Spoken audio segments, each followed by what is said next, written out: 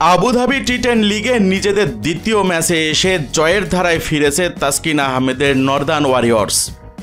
উদ্বোধনী ম্যাচে কোয়েটা ক্যাভালিয়ার্সের বিপক্ষে হারের পর সাইফ হাসানের অ্যাসপিন অ্যাস্টালিয়ন্সের বিপক্ষে 4 রানে জিতেছে সাবেক চ্যাম্পিয়নরা। নর্দার্ন ওয়ারিয়র্স আর অ্যাসপিন অ্যাস্টালিয়ন্সের ম্যাচ শেষে উত্তেজনার রেশ কাটতে সময় লেগেছে বেশ। শেষ বল পর্যন্ত রোমাঞ্চ ধরে রেখে এই ম্যাচে মাত্র 4 রানের জয় তুলে নিয়েছে নর্দার্ন ওয়ারিয়র্স। এদিন নর্দার্ন অ্যাসপিনের জয় পরাজয়ের চেয়ে বেশি নজর ছিল বাংলাদেশের দুই ক্রিকেটার তাসকিন আহমেদ এবং সাইফ হাসানের দিকে। আবুধাবি টি10 লিগের নবম আসরের নর্দার্নের হয়ে খেলছেন জাতীয় দলের তারকা পেসার তাসকিন আহমেদ, আর অ্যাসপিন স্ট্যালিয়ন্সের হয়ে খেলছেন মারকুটে ব্যাটসম্যান সাইফ হাসান। 10 ওভারে 114 রানের শক্ত পুঁজি গড়েও শেষ মুহূর্তে চাপের মুখে পড়েছিল নর্দার্ন ওয়ারিয়র্স, কিন্তু তাসকিন আহমেদ আর শাহনওয়াজ ধানির আলো ছড়ানো বোলিং শেষ পর্যন্ত রক্ষা করে দিল ওয়ারিয়র্সকে। এদিন টসে হেরে ব্যাটিংয়ে নেমে ওয়ারিয়র্সের ইনিংস শুরু হয়েছিল ধীর গতিতে। মাত্র 8 রান করেই ফিরে যান হজরতুল্লাহ জাজাই। তবে এরপর জনসন চার্লস আর কলিন মুনরো মিলে তৈরি করেন বিধ্বংসী জুটি।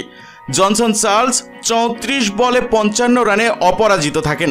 তার ইনিংসে ছিল 4টি 4 এবং 4টি ছক্কা।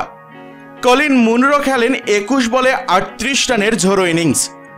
দুজনের অপরাজিত 99 রানের জুটিতে ওয়ারিয়র্স নির্ধারিত 10 ওভার শেষে স্কোরবোর্ডে তোলে 1 উইকেটে 114 রান। জবাবে 115 রানের লক্ষ্য তাড়ায় নেমে স্ট্যালিয়ন্স শুরু থেকেই আক্রমণাত্মক ব্যাটিং করে। ইনিংসের প্রথম দিকেই আগুন ঝরান রাহমানুল্লাহ গুরবাজ। মাত্র 11 বলে করেন 29 রান। 2টি 4 এবং 3টি ছক্কায় সাজানো ইনিংস ম্যাচে নতুন গতি আনলেও খুব একটা বেশি সময় টেকেননি। গুরবাজ আউট হওয়ার পর দায়িত্ব নেন অভিষকা ফার্নান্ডো। তিনি খেলেন 20 বলে 33 রানের লড়াকু ইনিংস। শেষ 2 ওভারের আগ পর্যন্ত জয় নিশ্চিত ছিল সাইফ হাসানদের। তবুও ম্যাচের মোড় ঘুরে যায় ওয়ারিয়র্স পেসারদের দুর্দান্ত বোলিংয়ে। শেষ 2 ওভারে সাইফ হাসানদের দরকার ছিল মাত্র 20 রান, অর্থাৎ 12 বলে 20।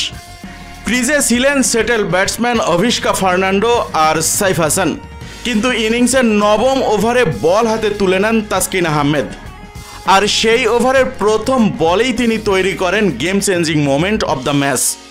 কারণ প্রথম বলেই তিনি উইকেটে থিতু হওয়া অভিষকা ফার্নান্ডোকে আউট করেন, যেখানে তাসকিন আহমেদের স্লোয়ার বলের লেন্থ বুঝতে না পেরে বড় শট খেলতে গিয়ে শিমরম হেটমায়ারের হাতে ক্যাচ তুলে দেন অভিষকা ফার্নান্ডো।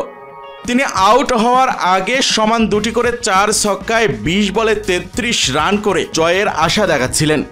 এরপরে উইকেটে আসেন শ্যাম বিলিংস, কিন্তু সেই ওভারের দ্বিতীয় বলে শ্যাম বিলিংস নিতে পারে 1 রান, যার ফলে স্ট্রাইকে চলে আসেন সাইফ হাসান।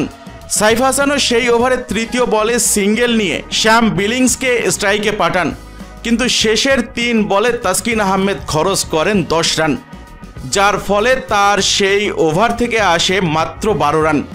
যার ফলে জয়ের জন্য শেষ ওভারে মাত্র 8 রান দরকার ছিল শ্যাম বিলিংস সাইফ হাসানদের।